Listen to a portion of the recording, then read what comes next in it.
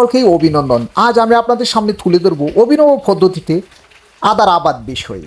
দেখুন বিস্তারিত প্রতিবেদনে। আপনার নাম কি? মোহাম্মদুল হাসমিয়া। আপনি এখানে কিসের আবাদ করেছেন? এখানে এই পলি ব্যাগে এবং দেখা যায় সিমেন্টের যে অর্ধ ব্যাগ, এই ব্যাগে কিসের আবাদ করেছেন? এই ব্যাগের মধ্যে আবার করছি আদা। আদা চাষের এই পদ্ধতিটা আপনার মাথায় কিভাবে আসলো?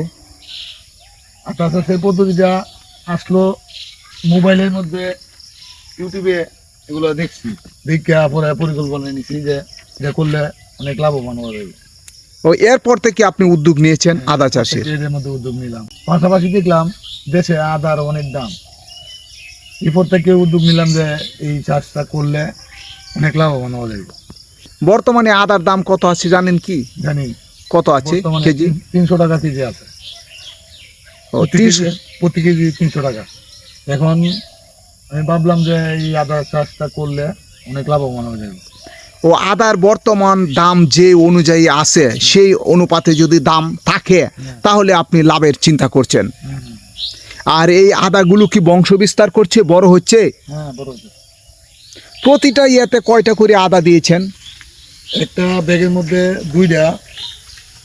তিনটা করে দিয়েছি। দুইটা তিনটা, কিন্তু এখানে তো চারা গজিয়েছে অনেকগুলো, একটাতে 4টা 5টা করে, তাই না? হ্যাঁ হ্যাঁ হ্যাঁ। তার মানে বংশ বিস্তার করছে, বড় হয়েছে এগুলো।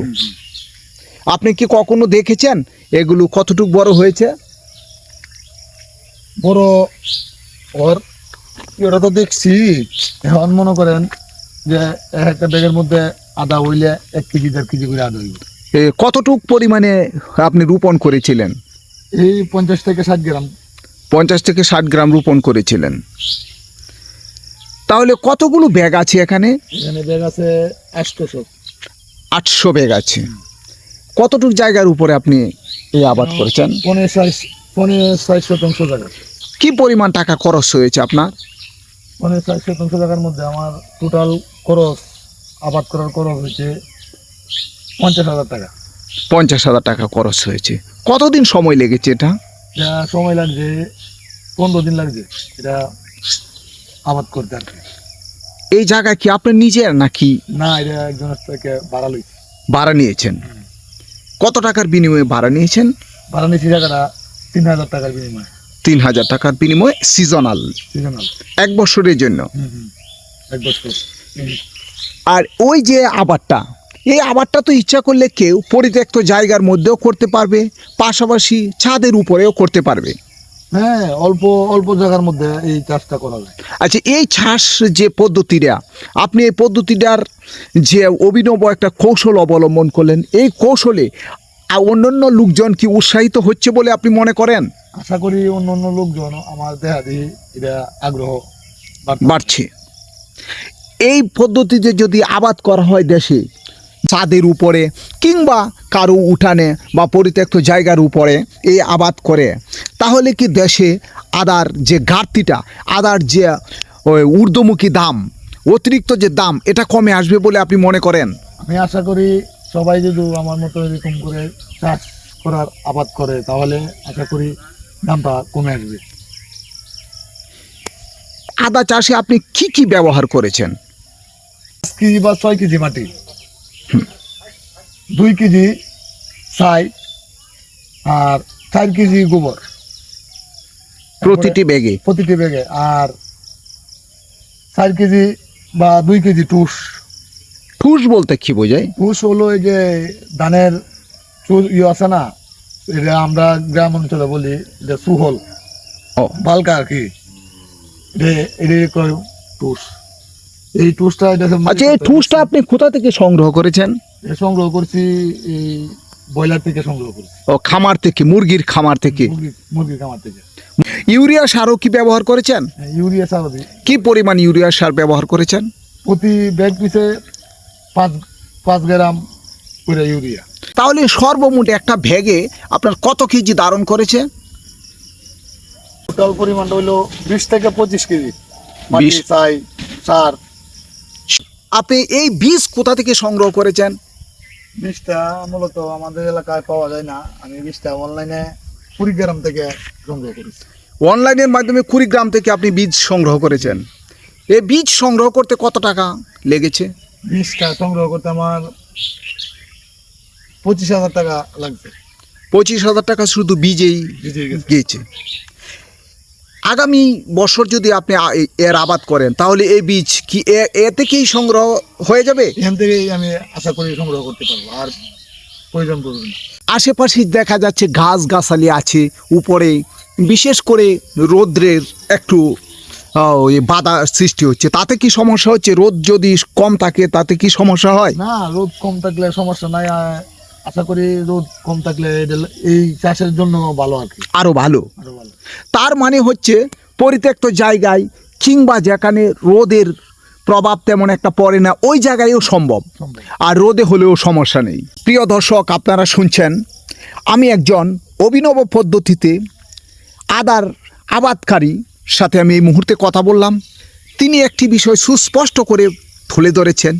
এই আবাদ করা হলে দেশে যে পরিমাণে আদার দাম বেড়েই চলেছে এই দামের উপর অনেকটা প্রভাব পড়বে, পাশাপাশি আপনার তারাও লাভবান হতে পারবে বলে তিনি ধারণা করেছেন। কয় মাস সময় লাগে? এই 7-8 মাস, 8 মাস পর্যন্ত এটা রাখতে হয়। 8 মাস পরে আবার 7 থেকে 8 মাস পর্যন্ত তিনি রাখবেন বলেও জানিয়েছেন, আর এতেই তিনি লাভবান হবেন। তবে তিনি সচেতন এবং অন্যান্যকে উৎসাহিত করে চলেছেন যাতে এই পদ্ধতিতে চাষাবাদ করেন। এই পদ্ধতিতে শুধু একটা জমিতেই নয়, ছাদের উপরেও চাষাবাদ করা যায় বলেও তিনি জানিয়েছেন। আচ্ছা, অতিরিক্ত পানি যখন বৃষ্টি হয় তাতে কি কোনো সমস্যা হয়? না, বৃষ্টি হইলে মনে করেন এটা লাগানির পরে যদি চারাটা গজাবের আগ পর্যন্ত বৃষ্টি থেকে কোনো রাখার দরকার। কিন্তু ব্যাগের ভিতরে মাটি ভরার পরে প্রতিটা ব্যাগ পিছে 3টে করে ছেদ্রি করে দিতে হয়, তাহলে পানিটা পড়লে পানিটা বাঁচবে না, পানিটা বাইরে যাবে। ও, পানিটা যাতে কি দীর্ঘস্থায়ী না থাকে সেজন্য আপনারা পলিথিনের নিচে কিংবা এই ব্যাগের নিচে ছিদ্র করে দিয়েছেন 3টে করে। আর আপনার শুকনো মৌসুমে, বিশেষ করে কি শীতের সময় এটা রোপণ করেছেন? হ্যাঁ, না, শীতের সময় না, এটা এই চৈত মাস করতে এটা আরম্ভ করানো হয়। প্রিয় দর্শক, আপনারা আরেকটা বিষয় শুনেছেন, এটা আসলে চৈত্র মাসের শুরুর দিকেই তিনি এটা আরম্ভ করেছেন, আর এই মৌসুমটাই এই আবাদের জন্য উত্তম মৌসুম। আপনারা এমনই পদ্ধতিতে আবাদ করুন। অতিরিক্ত দামের প্রভাব থেকে বাঁচার লক্ষ্যে আপনারা দেশে বেশি বেশি পরিমাণে আদার আবাদ করুন, আর অন্যকে উৎসাহিত করুন। উঠানে, বাড়িতে, পরিত্যক্ত জায়গায়, যে কোনো স্থানে আপনারা এই আবাদ করতে পারেন। আর এই আবাদে কোনো লস নেই, কারণ এই আবাদ করাতে এখানে কি আদা পচেও এমনি বৃষ্টির পানি লাগলে পচে যাবে। অতিরিক্ত পরিমাণে যাতে কি বৃষ্টির পানি না লেগে থাকে তাহলে পচনের সম্ভাবনা নেই। সুতরাং সব দিক বিবেচনা করে বৈজ্ঞানিক পদ্ধতিতে যদি আপনারা এই চাষের আবাদ করতে পারেন, এই আদার আবাদ করতে পারেন, তাহলে নিশ্চয়ই লাভবান হবেন, এমনটি বললেন চাষি। আপনি কি আগেও এর আবাদ করেছিলেন?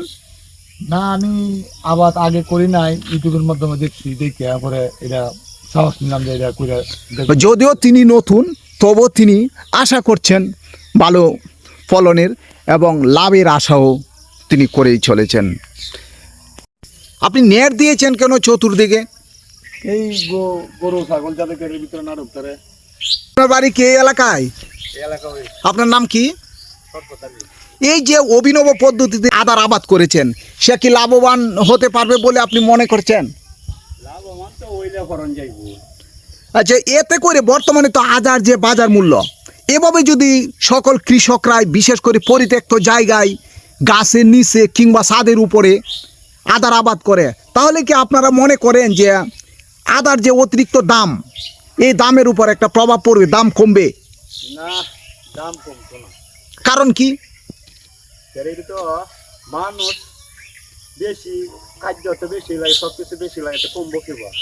এখানে জুলহাস নামের একজন যে পদ্ধতিতে আদার আবাদ করেছেন, বেশি বেশি পরিমাণে যদি ছাদের উপরে কিংবা পরিত্যক্ত জায়গায় করে, তাহলে কি দেশে যে পরিমাণে দাম আছে আদার অতিরিক্ত দাম প্রায় 300 টাকার কাছাকাছি, দাম কি কমে আসার সম্ভাবনা আপনি মনে করেন? কমবো কারণটা কি? কারণ ওই করলে তো দেশ আমদানি এলো, আমদানি হলে দাম কমবে। কমবে। আপনার নামটা কি? আমার নাম গোলাপ, আপনি কি করেন? আমি কৃষি কাজ করি। অনেক গৃহস্থ করলে তো আদা অনেক স্বাধীন হইব। আমি মনে করছি দাম কমবো, একজনে দেয়া দি আরো আবাদ করবো গৃহস্থ। এই আদা চাষ করলে আবার গাছের নিচেও করা যাইব, ছাদের উপরেও করা যাইব। শ্যামা থাকলে গেলে কোনো গাছের শ্যামার মধ্যে অন্য কোনো ফসলও নাই, এই আদা করলে শ্যামার মধ্যে আদা হইব। আপনার নামটা কি? আমার নাম মোহাম্মদ উসমান। আপনার নাম কি? আমার নাম নুর ইসলাম, আপনার বাড়ি ওই এলাকায়?